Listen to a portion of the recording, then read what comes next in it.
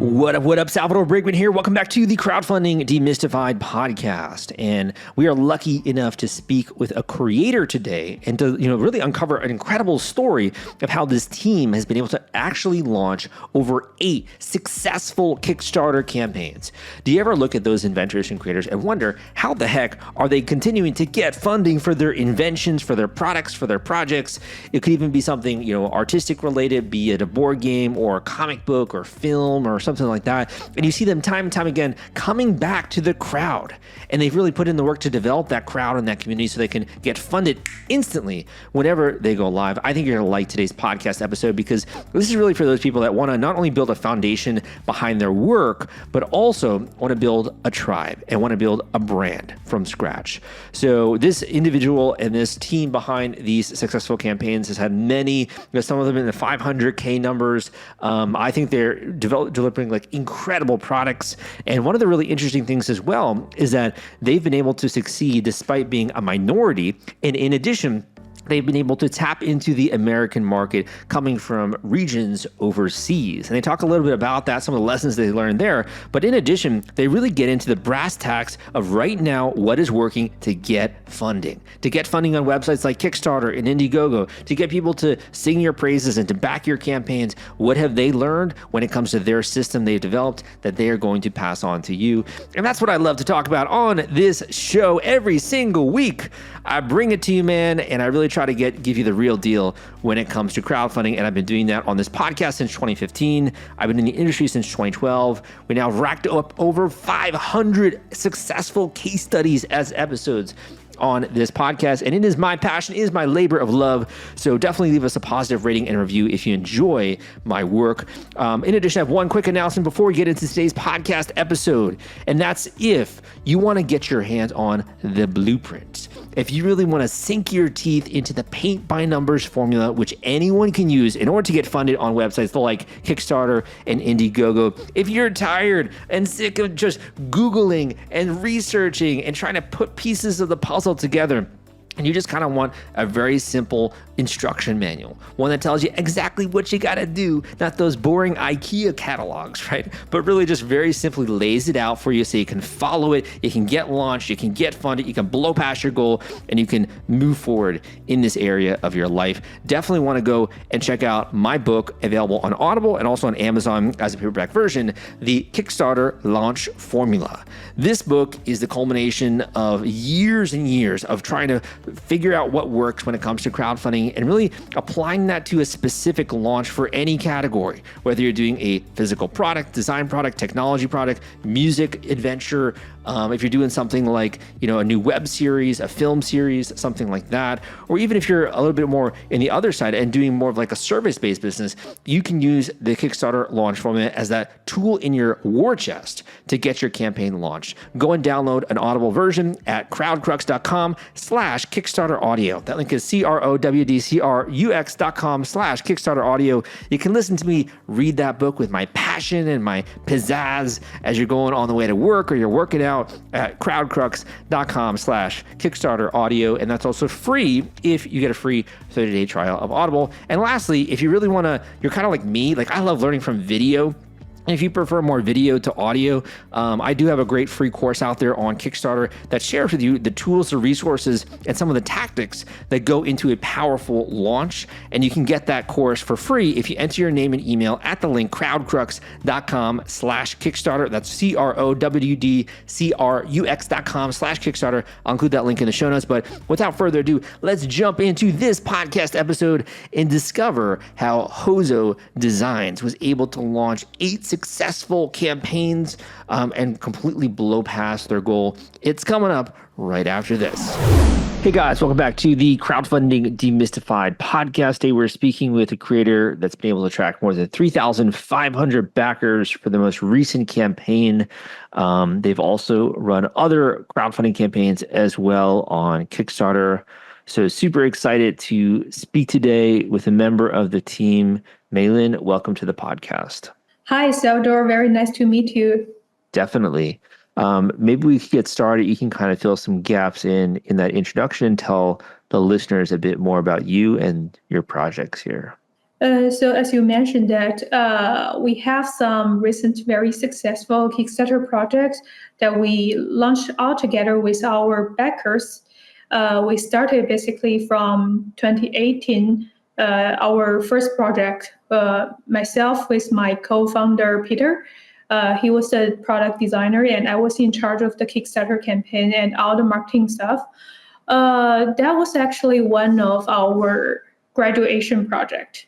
And we stepped out from the university, started our business from a small Kickstarter project, and so far we have 7 of them gradually increase our pledge revenue as well as our overall business. So it has been a very exciting journey to kick off our business from such an inspirational way of launching product and delivery. And from what I understand, you guys are based out of Hong Kong, is that correct? Yeah, we are based in both Hong Kong and China. And there, what is the reception like? Are people familiar with crowdfunding? Is that something that's newer there? What's the reception like when it comes to crowdfunding? Nowadays, to be honest, it's very popular to launch crowdfunding projects for many Chinese brands that are looking forward to step out of the domestic market and get into the international market. But to be honest, like in my experience, the starting point was because Peter and I were studying in the States and Canada. And at that moment, Kickstarter has been one of the hottest topic in the university. So that's how we started. And after like a few years later, after 2020, it has been one of the most famous strategy for Chinese brand to step out of the market. Very cool, very cool. How has Kickstarter changed since your first project in 2018? It looks like you've done a bunch since then. How's it changed, would you say? It has changed a lot. From that moment, Kickstarter is really suitable for either you are just a like one-person based studio or you are a big company. But nowadays, I feel like you can never get unprepared before you step into it. You have to launch the pre-launch campaign before you start. Have a very long email list. Otherwise, there is no way for you to start from zero. And yeah, it really requires a bit more investment than ever before because the cost of marketing has soared in the past few years. Understood. So that people can understand here, you have a couple of different products. What would you say they have in common, or is the technology component or your approach what really stands out when it comes to your campaigns here? Well, we have been very focused in our own industry and to be more specific in the smart measuring tools field. So we have a lot of very like positive reciprocal interaction with our backers.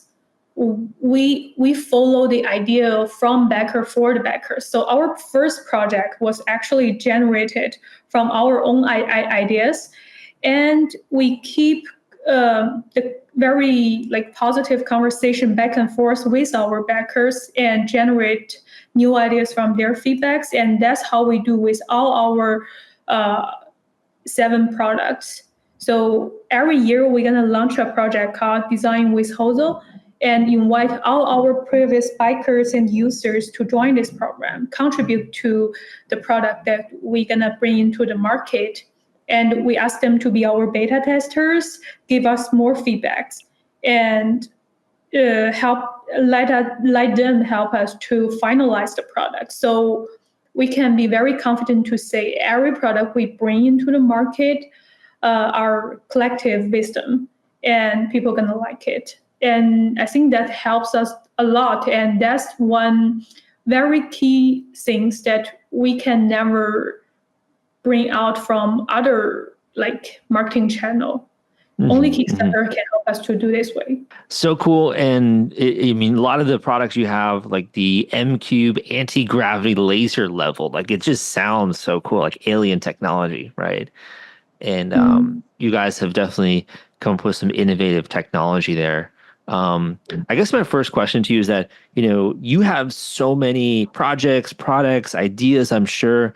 How do you decide what to work on when you have so many things that are going through your minds there? So that actually from two things. One is the background of my co-founder Peter. He actually comes from a family with more than 100 years of architectural and constructional design family. So they are full of either interior designer or architects or civil engineers in his family. So he knows a lot of pinpoints of this industry to be very specific. That's why we started in the industry of making measuring tools. And we figure that there are so many big companies with long history only do what they can, but they never learn from the customer. They don't understand their pinpoints, and even they know they never intend to solve it because the industry has been so stable and nobody want to change anything. And that's where we see the opportunities. Yeah, so it's part of, I guess, your co-founder's understanding and also just paying attention to your community and what they're telling you, right? Yeah, exactly. And then your role, so your role is on the marketing and like the setup of the campaign, is that right? Yes. If you had to put it into words, do you feel like there are better products that do better on Kickstarter than other types of products? Well, to be honest, at this point of time, product with a higher average purchasing value can do much better than those lower purchasing value because of the such high cost of CPA right now. So what we were trying to do is we try to push up the order value as much as possible by integrating more add-ons and accessories. Right. So by that you mean when people check out, when they back it, the amount that shows up there, the total, right? Yes, exactly. Very cool. So your goal is to be able to have them check out through add-ons and also through the rewards, right? To make it a better match there when it comes to your brand. Yes, and there are many tickle points of people that don't necessarily need to be solved by the product itself, but you can have more accessories to let them enjoy the entire experience better. And that's how Kickstarter backers are very likely to do, because they are they have much stronger purchasing power than the standard market. Well said. Well said. One of the questions I get a lot is like, hey, Sal, I'm trying to come out with a new product, but how do I build trust, right? If I am trying to build a brand, building trust specifically when it comes to a new product that doesn't exist is very challenging. What's your approach to building trust when it comes to your brand and with your backers? Well, it really takes years to build trust and just 1 second to break it. So especially when it comes to Kickstarter, it's very difficult. So what I would recommend to do is to keep very frequent communication with your backers and don't try to hide anything, because Kickstarter backers are super smart. They can dig into your profile, even track you on LinkedIn. That's what they have been done to me and Peter.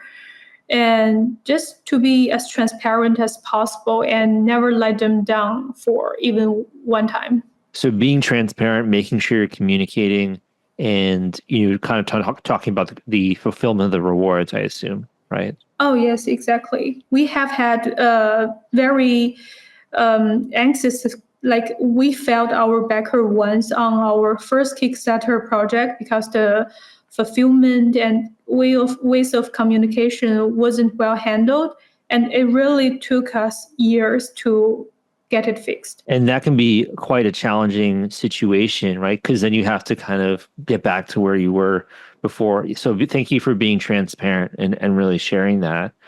In looking back, are there any other elements or things you would have done differently or done sooner when it comes to your product launches? Well, at this time of at this point of time, we are like we can say we are mature in developing and launching Kickstarter campaign. But if I have any chance to go back in the first or the second campaign of us, we can do much better on communication and delivery, especially when we face some problem. I think Kickstarter backers are they have very much higher tolerance level than the standard market.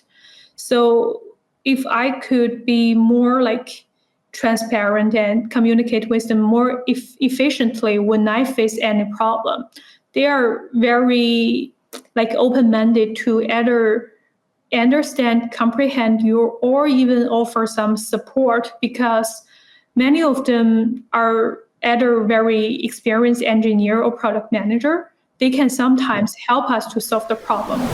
If you're worried about the fulfillment and shipping part of your Kickstarter campaign when it comes to getting out all those perks and rewards to your backers, rest assured I've put together a complete Kickstarter fulfillment and shipping checklist for you, and it's free. This is sponsored by the folks at Fulfillrite, and they thought that you should have this checklist as part of your arsenal going into a crowdfunding campaign. If you want to get instant access to this checklist and it's free, you can go to fulfillrite.com/checklist. Again, that is fulfillrite.com/checklist, fulfillrite.com/checklist. Just go to that link and you can download it immediately. In thinking about the timeline, once you really have a prototype in mind and you have one that's kind of working, how long is it taking you to do one of these campaigns? Is this a couple of weeks, a couple of months? How long does it usually take you to do a project launch there? Yeah, so after our product reached 80% of development, we're going to start preparing for these products on Kickstarter. It usually takes 2 to 3 months for us to prepare and get launched on Kickstarter. So that will be 1 month of preparation of the product film and the campaign content, as well as the landing page for collecting the email list. And then we're going to launch the pre-launch campaign for 1 month, and then keep polishing everything and get launched within a month afterwards. Yeah, so it sounds like you're kind of all hands on deck there, right, for a couple of months. And what does it feel like the night before you go live? I mean, your most recent campaign, we could say, for MCube, what was really going through your mind the night before you went live with that? For the first several campaign, I to be honest, I still get a little bit nervous nowadays. It's just the nervous level get lower and lower as I create more campaigns. But the night, I always have an expectation in my mind of the highest middle point and also the minimum expectation. And like every member of the team, even this project is not within their working scope, they're gonna look at the number.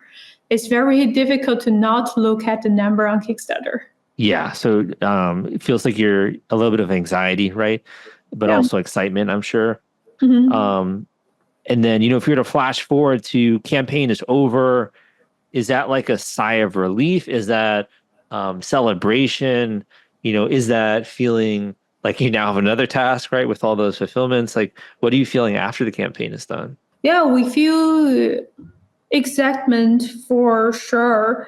And like we work like a team, and when the marketing team finish on Kickstarter project, the product and production team gonna receive the burden very soon. So yeah, people like our team are usually very happy and feel very like cherished by the end of the campaign, but also more pressure on the production side and delivery to ensure that this product need to be well delivered to thousands of users. Right. Well said. Well said. So I do have a couple more questions here, but I do think as well, going through a project can be quite risky, right? Yeah. And there can also be like unexpected risks as that's happening. How do you roll with the punches, and how do you really stomach that in doing a launch here? I think running Kickstarter campaign even I have been running 7 for my own company, and I'm also a consultant of running Kickstarter campaign for many other brands. I have been so far running more than 20 of them, and there are always unexpected risks that you can never imagine it will happen to you. So, as you said, that our most successful campaign, NeoRuler, have raised 560,000 US dollar on Kickstarter. But if I can go back to that moment, I think I can do it better because we have very behind the scenes story at that moment. And that's what I'm saying, the unexpected risk. So at the middle point, I think it's around 30 days after we launch, we receive a letter from a lawyer and says another Kickstarter creator claimed that our product has violated the patent of her. Oh, and geez. we know, yeah, we know that project, we know that product. We have done a lot of investigation before we designed this product, and we know that we have not violated any patent of her.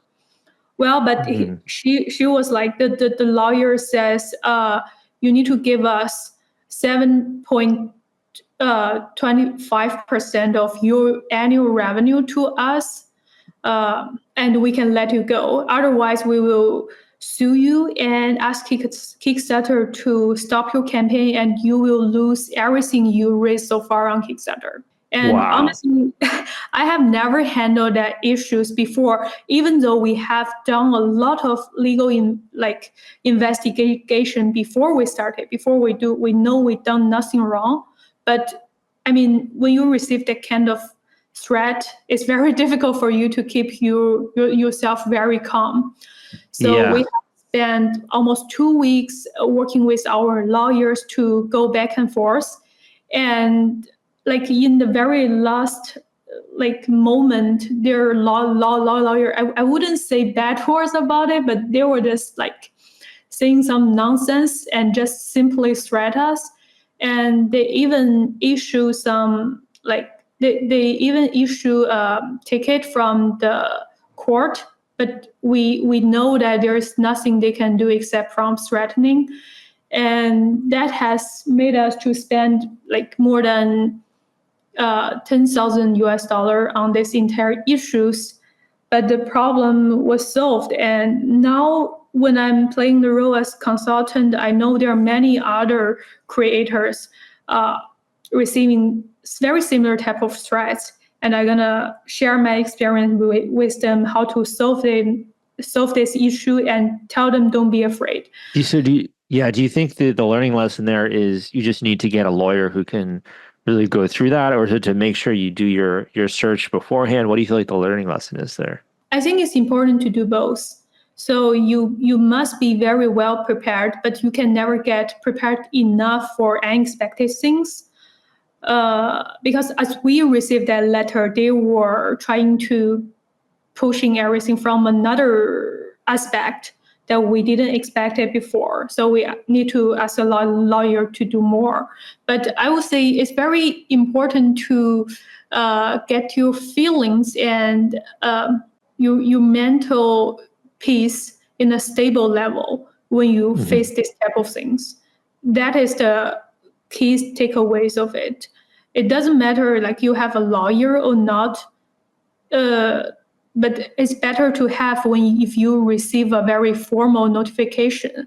But the mental peacefulness is the key to let you run a very smooth Kickstarter and get every decision making very smoothly. Yeah, definitely need some long walks and some meditation there to deal with that. Yeah, exactly. That's insane, and I think that's pretty crazy as well. I mean, it's kind of damaging their brand if they're going after you and it's not legitimate, right? So I'm really sorry to hear about that. Gosh, I'm glad you were able to move through that and obviously continue to grow a company. You know, being a businesswoman or like a girl boss or however you want to phrase it, right? That's like a whole different thing than building your own product. Are there any other learning lessons you feel like you can pass on when it comes to building your own business or your unique situation there, you know, being a female? I think it's quite important to understand your identity and to not care what people talk about your gender. Like you can, I certainly understand that there are some difficulties and people are seeing you in a different way as a female businesswoman. But let me share this with other girls who is listening to this podcast. I have been underestimated. I have been unjustifiably judged by both male and female in the market. But when you are facing the same issue, like never underestimate yourself. That's the key things, and that can help you through and grow your own confidence.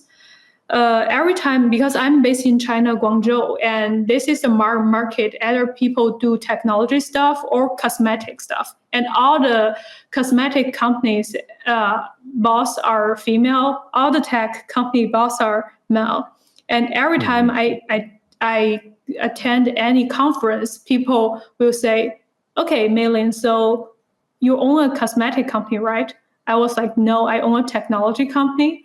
So at that moment, these things has been keep going in the past 5 years as I raised my company, and it's keep going on. At a very starting point, I feel very angry about this type of stereotype, but now I'm like, I don't really care about it because I'm confident enough to build my own self-esteem, and I can prove myself with my ability and everything I have so far. Yeah, I love that. And I think that's, pretty common or becoming a lot more common in America, right? To have female entrepreneurs, but I can totally see as well, even within America, that's definitely a challenge. So thank you for sharing that. Well, a couple of learning lessons so far I've taken away. Number one, you got to make sure that you have that religious focus on your backers and being transparent. Number two, doing the marketing, pre-launch marketing, leading up to the launch, right? And being aware of having add-ons. Another big one you mentioned, this idea of making sure that you're building trust and you're planning for risk. So you really shared a lot of great advice and information in today's episode. Where should people go to learn more about your upcoming launches here? You can feel free to follow us on hozodesign.com or just simply follow us on Kickstarter. We will share all our updates and upcoming products through the newsletter and through our Kickstarter updates. Great. Thank you so much for coming on. And my final question, and we can kind of end on this note, it could be a quote that you like that you've heard. It could be a word of encouragement for other creators or marketers in the audience. Or it could be a final tip about crowdfunding, and we can end on that note. So this code is actually from the spirit of Hozo. We always say from backer for backer. So you always need, if you're gonna launch a Kickstarter campaign and you wanna keep a brand that keep it innovative and within this community, learn from it, you always need to know where you are from. You are from the backer community. You generate both financial and inspirational support from your backers, and you better keep your promise for the backers and keep developing good product for the backers. So that will be from backer for backer. Love it. Thank you so much for coming on, and good luck with your next launch. Thank you very much, Salvador, and have a nice night. Hey, thank you for listening to this episode of the Crowdfunding Demystified podcast. My name is Salvador Briggman, and I think a lot of people might be surprised by the fact that I don't really view myself as an expert. I kind of view myself more as a student of the craft. And the craft that we are studying is crowdfunding. And that's really what I've been studying since 2012, what works behind the scenes when it comes to getting these campaigns funded, building a movement from scratch, getting people to actually buy in and becoming a part of your story and supporting the the creation of your brand via websites like Kickstarter and Indiegogo. So I really don't view myself as an expert. Of course, it's very nice that I've had major media publications like New York Times, CNN, Wall Street Journal, Hypebot, Indiegogo's blog, GoFundMe's blog. I've had many different incredible media publications say I'm an expert, but I don't really view myself that way. And that's because I am always learning. I'm like a sponge, man. I'm soaking up the information, the knowledge, the resources, and the tools in the same way that you are. And that's really why I started this show and why I appreciate incredible experts like Meilin coming on the show and really sharing what worked for her when it comes to her business, the lessons that she's learned. And I think we should be so grateful for that, first of all. Second of all, I do think that if you're trying to be successful in any area of life, you got to surround yourself with the right voices, the right people. You got to have the right mentors on your side and really be building a team behind that incredible effort that you're moving towards. It's kind of like you were trying to go hiking, right? You're trying to go hiking up a mountain, and let's just say there's no trail. Well, suddenly it's like 10 times harder, right, to get to the top of the mountain.